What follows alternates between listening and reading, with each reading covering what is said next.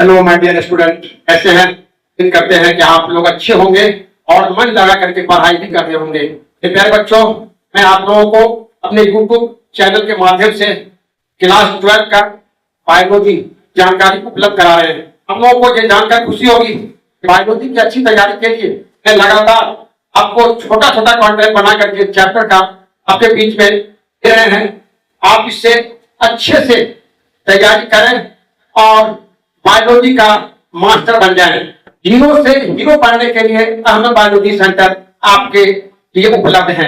Zero से hero बनना हो तो लगातार तैयारी करें, बायोलॉजी में ज्ञान अर्जित करें और आगे बढ़ें। आज मैं आप लोगों को क्लास 12 का चैप्टर 4 के बारे में जानकारी दूंगा कि चैप्टर 4 में रिप्रोडक्टिव हेल्थ पढ़ना है। तो मैं रिप्रोडक्टिव हेल्थ को आपको दो क्लास में ही आपको मैं अच्छी जानकारी उपलब्ध करा दूंगा। आप मेरे साथ बस जुड़े रहें और मेरे चैनल को देखें और इससे लाभ उठाएं। मेरे प्यारे बच्चों, अच्छा करने के लिए तो अच्छा करना पड़ता है और अच्छे नंबर लाने के लिए अच्छी तैयारी भी जरूरी है। जब तक आपकी अच्छी तैयारी नहीं होगी तब तक आपका अच्छा मार्क्स नहीं आएगा। तो मैं आपको एक और जानकारी दे दूं कि मेरा ऑफलाइन क्लास नमक गोदाम रोड सराही सहरसा में चल रहा है। 11वीं का नया बैच 8 से 8, 10 से 11 और दोपहर में 4 से 5 चल रहा है। क्लास 12 के 6 से 7 और 3 से 4 में बैच चल रहा है। इस्लामिया चौक सहरसा में आपको 8 से 9 में क्लास 12 और 9 से 10 में नया 11वीं का बैच चल रहा है। छात्राओं को अहमद बायोलॉजी स्टडी सेंटर में ऑफलाइन क्लास करनी हो तो अवश्य पधारें। आइए मैं अब आप लोगों को चैप्टर 4 रिप्रोडक्टिव हेल्थ जनरल स्वास्थ्य, ये बहुत अलग और नया चैप्टर है। क्लास 12 में इस चैप्टर को एक महत्वपूर्ण चैप्टर माना गया है, इसलिए कि इस चैप्टर में रिप्रोडक्टिव हेल्थ के अलावे रिप्रोडक्टिव हेल्थ प्रॉब्लम और उसके समस्या के समाधान की जानकारी बताई जाएगी। जनसंख्या वृद्धि के कारण बताए जाएंगे और परिवार कल्याण कार्यक्रम के जो उद्देश्य हैं उसको बताए जाएंगे और उसके प्रचार प्रसार के माध्यम को भी बताया जाएगा। जनसंख्या वृद्धि को नियंत्रित करने के जो उपाय हैं उस उपाय की भी चर्चा की जाएगी। इसके बाद MTP बताया जाएगा, एड्स के बारे में जानकारी दी जाएगी और बांझ दंपतियों में संतान उत्पन्न करने के लिए जो तकनीक है उस तकनीक की भी जानकारी दी जाएगी, जिस तकनीक को हम ART कहते हैं। तो आइए मैं आपको एक एक की चर्चा करता हूं, आप ध्यान से देखें। Reproductive problem, family planning programme, population explosion control, medical termination of pregnancy, STD, infertility की जानकारी हमको देना है।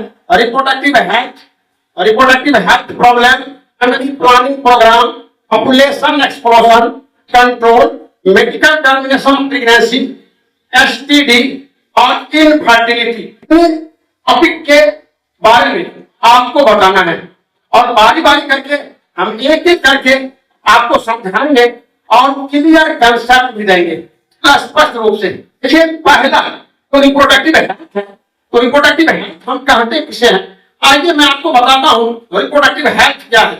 रिप्रोडक्टिव हेल्थ से पहले आपको जानना होगा कि हेल्थ क्या है। तो व्यक्ति को शारीरिक, मानसिक और सामाजिक रूप से स्वस्थ रहने की स्थिति को हम स्वास्थ्य कहते हैं। एक बार सुनिए, व्यक्ति को शारीरिक, मानसिक और सामाजिक रूप से स्वस्थ रहने की स्थिति को स्वास्थ्य कहा जाता है। मेरे प्यारे बच्चों, अब देखिए रिप्रोडक्टिव हेल्थ प्रॉब्लम। तो रिप्रोडक्टिव ऑर्गन, सभी रिप्रोडक्टिव ऑर्गन्स के समुचित विकास और संपूर्ण कार्य क्षमता की जो स्थिति होती है, हम उस स्थिति को, उस कंडीशन को हम रिप्रोडक्टिव हेल्थ बोलते हैं। रिप्रोडक्टिव हेल्थ, रिप्रोडक्टिव ऑर्गन के सभी ऑर्गन, जो रिप्रोडक्टिव ऑर्गन होते हैं, सभी रिप्रोडक्टिव ऑर्गन के समुचित विकास और संपूर्ण कार्य क्षमता की जो स्थिति होती है, हम उसे रिप्रोडक्टिव हेल्थ कहते हैं। अब रिप्रोडक्टिव हेल्थ प्रॉब्लम, बहुत सारे समस्याएं रिप्रोडक्टिव हेल्थ प्रॉब्लम के कारण उत्पन्न हो जाती है। रिप्रोडक्टिव ऑर्गन में किसी प्रकार की, रिप्रोडक्टिव ऑर्गन में किसी प्रकार की गड़बड़ी हो जाए, रिप्रोडक्टिव ऑर्गन के विकास में, उसके संरचना में, उसके कार्य क्षमता में किसी प्रकार की गड़बड़ी होने की स्थिति को हम रिप्रोडक्टिव हेल्थ प्रॉब्लम कहते हैं। रिप्रोडक्टिव हेल्थ प्रॉब्लम के कारण कई प्रकार की समस्याएं उत्पन्न हो जाती है। इसलिए तमाम लोगों को रिप्रोडक्टिव हेल्थ और रिप्रोडक्टिव हेल्थ प्रॉब्लम की जानकारी होनी चाहिए, ताकि उसका वैवाहिक और पारिवारिक एवं सामाजिक जीवन अच्छे से व्यतीत हो सके। अब हम लोगों को देखना है फैमिली प्लानिंग प्रोग्राम। तो आपको जानकारी हो कि इंडिया, भारत जो है, भारत पहला देश है जहां 1951 ईस्वी में, इसका पहला देश है जहां 1951 ईस्वी में फैमिली प्लानिंग प्रोग्राम आरंभ किया गया था। और विश्व का पहला देश है जहां 1951 ईस्वी में फैमिली प्लानिंग प्रोग्राम आरंभ किया गया था। और फैमिली प्लानिंग प्रोग्राम को बाद में परिवार कल्याण कार्यक्रम कहा गया, इसलिए कि परिवार कल्याण कार्यक्रम के अंतर्गत कई प्रकार की जानकारी जो कल्याण के लिए थे वो उपलब्ध कराए गए थे। इसलिए परिवार कल्याण कार्यक्रम को, परिवार कल्याण कार्यक्रम को एक महत्वपूर्ण कार्यक्रम माना गया। और आजादी के बाद इस कार्यक्रम के तहत आम लोगों को बहुत अधिक लाभ मिला।